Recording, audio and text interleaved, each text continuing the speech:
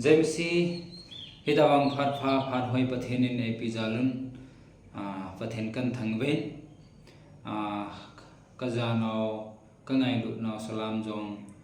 kahin pive na chung choba pathenin phathe bo henlang tu ni hi chomlam ta he full gospel chu iti presentation ki bol ham ti chung changa he chom chakhat ka sei do no min sopite ho eji chu bible a chi movin luk bung som chang ni a chu evet ting le hecha chu ipi umam ti le bible a he faile chang a ting tam taw min a hin na tong ding mi ho chu al hlomin eji chun lo nei pu ko henga taw ne jun ti tawang thu chu ase jin thado bible na nei le no hon jong na sim the ai so pite ho luk bung som chang ni a so chutawang jun so pite ho tu ni gospel sharing kiti chu tu lai khanga he mitam pen ipian gelam tile hichi hi missionary ho kin ai bobe hichi hi pastor ho kin ai bobe te a categorize bol da mi jong om da ai boy tam taw mai so pite ho hinla tu ni hin pathin cha te jo sen a heading kha chu bham tile ei main pathin a hetan he chinung chu wa chu ei main ijet le be so pi ho nepali he ham bihari he ham mail he ham koi ham ghepon so pi te ho ei hon pathin tu hi se pi te ding ti chu pathin in jong ate sa he so pi te ho e je chun iti ki padyam iti ki chaidam ti chu ke man tu ni hi detail tai kan se ding ai so pi te ho anangai juvin lang chu ting le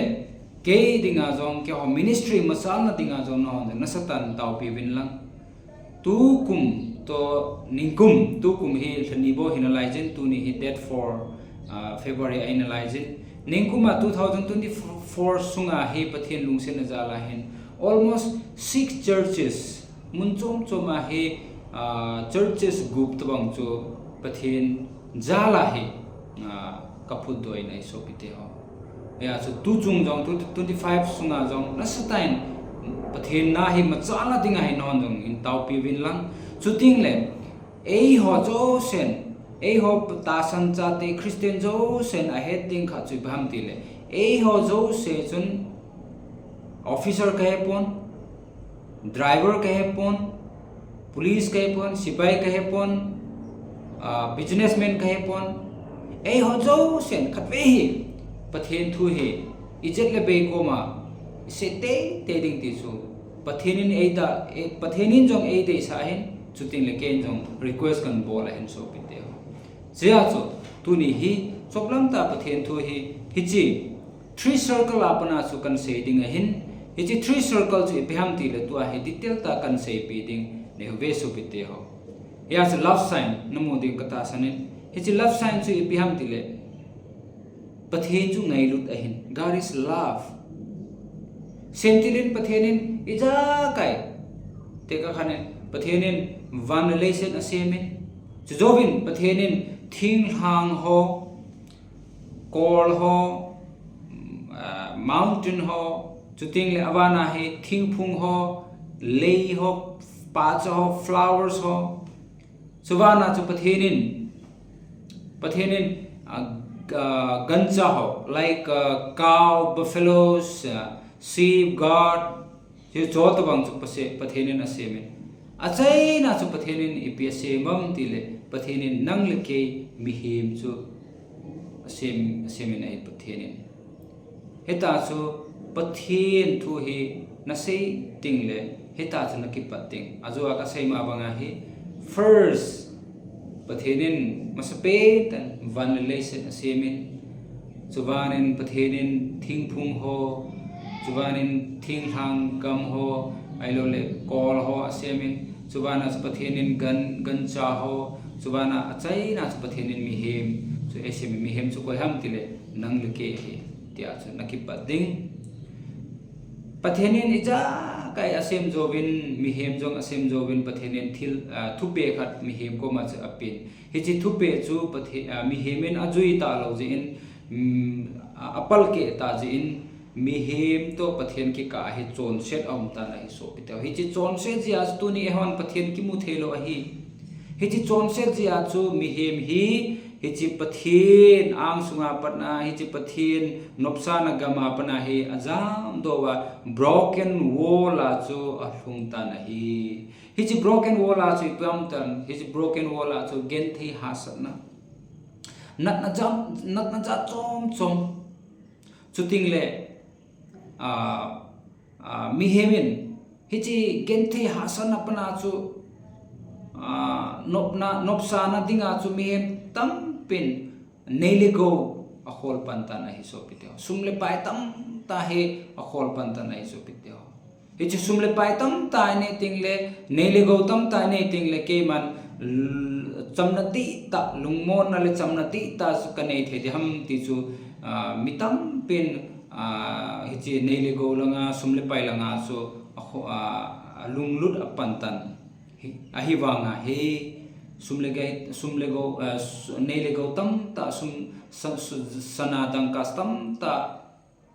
amujong le chamnati ta chu koi mantuni changya hi chamnati ta chu neilo la ya supite ho aji chu em jong imovin ijet le ve yaum mi ho milal ho jong sumtam tam jong le a chamnati ta chu om lo la ya supite ho ya chu hichi sanadang kas sumlepai neile gowen jong chamnati ta chu kichot do lo ahe sopiteo kichot do lo ahe sopiteo sia chu mi a group bangin haulebi hichi religion a kilut le chamnati ta chu kamu thedam hiti ki bola chamnati ta ki mu thedam khulanga mai bi langa kichi le chamnati ta chu ki mu thedam tin mitam pe hita so giela haulebi religious langa so lunglut jong ma hi so piteo aje chu leise chunga so religion tam taw mai ni chi religion tam ta chu if ye ve savam tile chamna hol chu mi hemin chamna ki hol chu ahin la he chi religious apana jon chamna tu ni changia chamna khatsa kimulo he sia chu religions lang lut jong le haulebi ijat ki bol phut jong le chamnati ta lungmon le chamnati ta chu kimu thelo he ti atuna seding abana he mihemin nopsana le ite saidam sale ju le sa ne wa nopsana heta chu kiumle chamna tu imu ding he ti chu mi kon khanen gialin ahinla nangin ju don jong le chom cha khat boy chom khat jowa anisa hung ki beting le it is full of tension na chamna ti ta chu namulo ding he so bite ho sia chu leise nopsa na jong chamna du ti ta ki mulo hi achai na chu mi hemin hita jong gelda ai boy mi hemin achai na chu ipam setting he leise chung he chamna chu hai lai ki bojang le chamna chu kimulo hi aji chu ithi nung ting le chamna chu kimudeng hai suicide bol da jong mi da ai boy suicide bol jong mi da ai boy so pite ho thado pa hi them khat ti sei dan grammar hi di lo mai thi mitam pin suicide ki bola ema ki that ithi nung ting le rest in peace nom ta imode tida jong dai pa so bito umahin su lese chunga hinla athi nung joba jong chamna chu loading ai ipijinam tile pakai su krista ta sanjo se in chamna moding ata sang lo ho chu chamna mu loading eima chon se chu asop thengai a chon set apana chu hung do ngai chon se na hung lo wa chu ikhat athi ting le khunung ting le damuna chu te ting aji chu hebrew bung ko chang som le sagia chu khatwei chu thi tho tung avana he judgment chu ding ai so piteo hi judgment chu biam tele lesi chunga laya idam laya chu ấy mà chọn sẽ chu asop thieng tam thieng lo lại ham pathian chu ta san lo ham ti chu hi chi vet chil na ti ham chi judgment chu ding a hin chia chu ithi nong ting jong le cham na ti ta chu amu lo ding a hi chi le set ha sat na gen thina ija kai chu ipizia ehon tu ni hi ehon iti sedam eho in khwa hi ti le hi chi chu chon se ji ai so pitia hi chi chon se na pana chong do dinga chu pathenin kot khat ai sem pi hin hi chi kot a hin kot khat ai sem pi hin hi chi kot chu epi ham ti le kum sang ni le kum li masanga chu pakai jisu krista hi chi le se na mi he ma hong pengin chujovin pakai jisu kristain khat be cha dong chon set apove chon set pove chon set na hin kho ki manglo hin pakai jisu kristain asejin na chon set na ka ngai dam di he tin jong asejin pakai jisu kristain na cha chong adam sai chu ting le pakai jisu kristain thil ki tang ta jong abolin hi chi chu ipi e ki ve sa nam ti le pathin chu ama he ti a chu e ki ve sa na he so biteo achai na chum pakai jisu krista hi cross a hi nang le ke dinga chu e thi pi a hi chi cross a thi jo wa hi nithum jo wa chu ong tho do ki na hi le tu ni e hon dil so a pathin hi kahin kho kaleng pa kahu hing pa tia chu isan tingle chamna di ta chu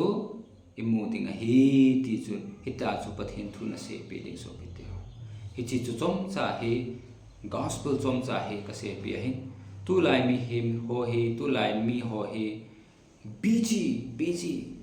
service a busy ana to a busy sia chu koi man phat so ta hi iti hedam amon phat a pi lo hen so pitel sia chu ai thei chana chu summarize ki bola he chom cha chu na se ding ti chu achai na ka se pi no ma he so pitel hi chi three circle apana hi pathin thu na se ding nang le ke kin chu ipham ti le se pi ding se chu convince bolte te ding pathina puilu te ding ti chu ehon ikel lo wa pathin thu chu se pi ding avana he lagaw in ain khoa alung sunga hi nan to ting le ama jong pathina hong luting a hi lung ki he ting a hi ti chu eman jong ta san ding hi chi motive na ne a hi ta chu pathin thu na se ding ti chu achai na ka se a hi so pithe jai mi si pathin in khathe bo hen lang